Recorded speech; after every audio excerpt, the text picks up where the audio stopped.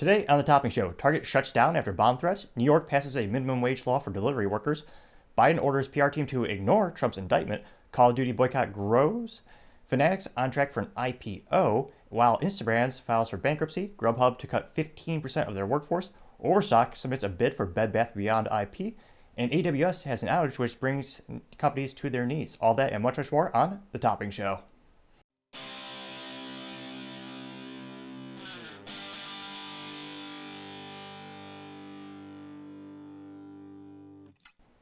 Thank you for taking the time to tune in today. Today's episode of the Topping Show is sponsored by Topping Technologies. Topping Technologies is an IT value-added reseller and services company with a special proficiency in IT security. Heck, I see their founder at least twice a day. Gotta say he's quite handsome and brilliant.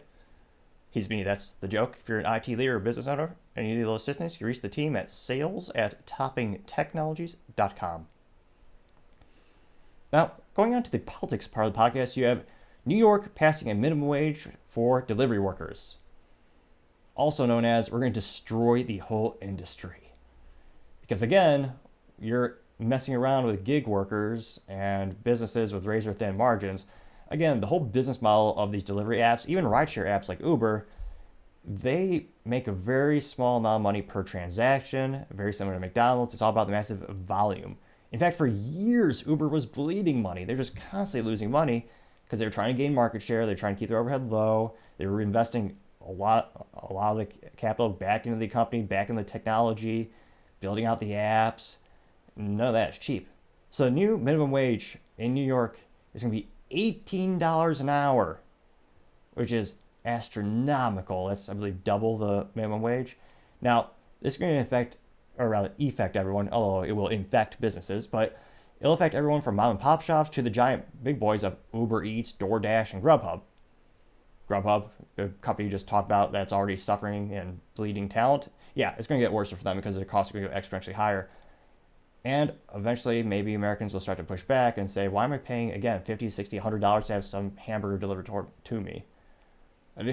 A bizarre extravagance I can't possibly fathom.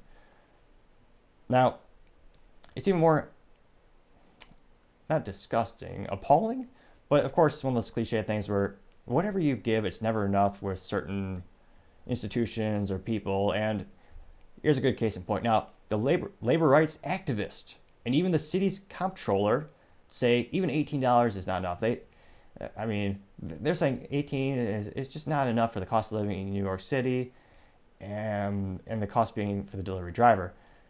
And they say that the app-based gig companies say the ruling will cause unintended consequences for the workers. And a spokesman for DoorDash told TechCrunch that, quote, litigation isn't off the table. Well, yeah, absolutely. You're going to destroy the companies. And again, one of the reasons I always laugh when people complain about the cost of certain cities and just the cost of living.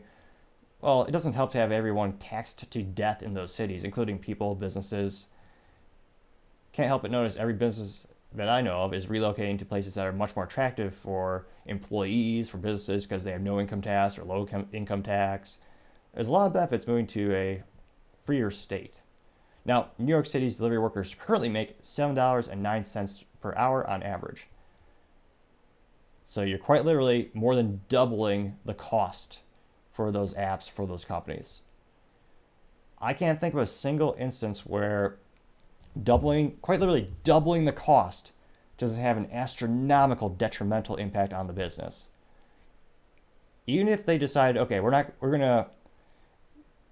can't absorb all that cost. That's more than 50%. So consumer, of course, they're going to have to pay even more for this extravagant luxury. It'd be interesting to see, will they just leave New York City? I mean, I wouldn't be a terrible business. It'd probably be a nice relief if people move away, but I mean the businesses. But time shall tell to see if they could actually make it a profitable endeavor. Thank you, everyone, for taking the time to tune in today. Cannot thank you enough for taking the time to like, subscribe, and comment. It also helps if you share the videos with your friends. I've noticed that the more comments a video has, the more views. So it's always a little bit of a mystery of guessing what the YouTube algorithms and the mystery boxes are actually doing to promulgate and advertise certain videos. So I greatly appreciate you taking the time to do that. Also, don't forget to tell your family, tell your friends, tell your coworkers, heck, tell your enemies, tell anyone and everyone to stay safe and fight the good fight.